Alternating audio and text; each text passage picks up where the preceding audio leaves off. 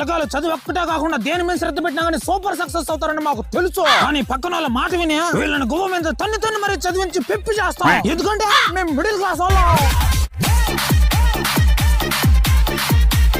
కూతురుకి పెళ్లి చేసేటప్పుడు మంచి మనసున్నోడికి తెలివిగలవాడికి పెళ్లి చేస్తే ఆనందంగా ఉంటదని మాకు తెలుసు. అయినా గానీ బాగా ఆస్తులున్న ఒక సాడిస్ట్ వెతికి మరి పెళ్లి చేసేస్తాం. ఎందుకంటే మేము మిడిల్ క్లాస్ వాళ్ళం.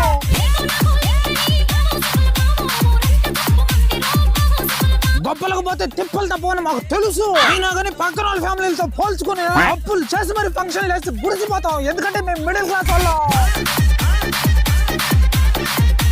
ఊళ్ళో 10 మంది పిల్లకాయలు చదివితే 10 మందికి ఒక రకంగా జాబులు రావని మాకు తెలుసు. అయినా కానీ వాడికంత జీతం వీడికంత జీతం అని చెప్పి మా కొడుకుని పీక్కుదంటాం. ఎందుకంటే మేము మిడిల్ క్లాస్ వాళ్ళం.